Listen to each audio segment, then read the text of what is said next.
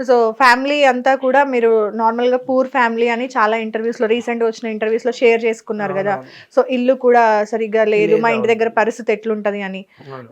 ఇంటికి మీరు ఎంత పంపిస్తూ ఉంటారు నెలకి? నెలకని పంపియనండి.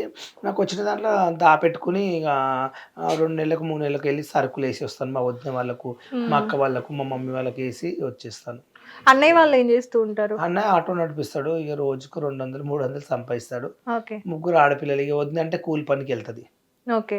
వాళ్ళనిప్పుడు మొత్తం గూడా చూసుకోవడము ఒక నా హ్యాండ్ మీదే. నా బాధ్యతని నేనే చూసుకుంటున్నాను. ఓకే. మరి అంటే ఎంత అవసరం ఉందో అంతవరకి పంపించేసి సరుకులిచ్చేసి వస్తూ వస్తాను ఉంటారు. అంతవరకే. ఓకే. ముందు మీకు టిక్‌టాక్ చెయ్యాలి, అట్లా వీడియోస్‌లోకి మనం రావాలి. ఈ ఇంట్రెస్ట్ ఎలా వచ్చింది మీకు? నాకొక ఫ్రెండ్ ఉండేది వర్షిత్ అని ఒక ఎల్బినర్ ఉంటది. ఒక సాడ్ జెండర్ అన్నట్ల. నేనప్పుడు నాకు రెంట్ లేనప్పుడు, రైస్ లేనప్పుడు తను హెల్ప్ చేసేదన్నట్టు ఒక ఫ్రెండ్ లాగా. అయితే అప్పుడు టిక్‌టాక్ ఒక రీల్స్ వస్తే చెయ్యి బాలు బావుంటని ఇట్లా డౌన్‌లోడ్ చేసి నాకిలా చేయమని చెప్తే నేను అట్లా 2, 3 రీల్స్ చేశాను. అట్లా అట్లా బాగా లైకులు అట్లా పెరిగే కొద్దిగా "వస్తేలమ్మ" సాంగ్ చేశా ఒక వాటర్‌లో. దానికి బాగా లైకులు వచ్చినాయన్నట్లు. తర్వాత ఇంక గోవా ఎళ్ళినాక హాయ్ అండి నేను ఉప్పల్ బాలండి. షాక్ అయ్యారా గోవాకొచ్చా కలంగట్ బీచ్‌లో నైస్ గోవా సెల్ఫీ బాయ్ అన్న. దానివల్ల బాగా పేరొచ్చి మంచిగా ఫేమస్ అయ్యిర్రు. ఫేమస్ అయిపోయినా. ఓకే. సత్య గారు, ఉప్పల్ బాలు గారు మీకెలా పరిచయం?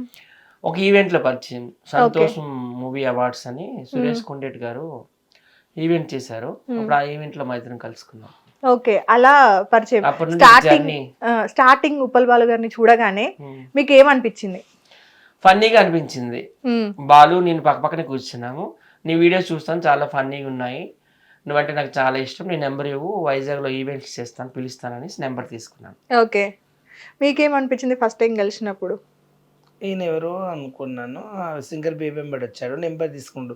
నీ ఫ్యాను నీవంటే చాలా ఇష్టం అంటే సేమ్ నాలాగానే ఉన్నాడనుకున్నా. అంటే ఎట్లా? అంటే నాలాగానే మంచిగా మాట్లాడుతున్నాడు, పద్ధతిగా ఉన్నాడు, చదువుకున్నాడు, మంచి ఇంగ్లీష్ మాట్లాడు సింగర్ బేబీ అక్క ఎంబడొచ్చాడు కదా! ఇక నేను పెద్ద ఫస్ట్ చూసినప్పుడు డైరెక్టరు, ఈయన పెద్ద ప్రొడ్యూసరు. సింగరు, ఆ! ప్రొడ్యూసర్ అనుకున్నాను.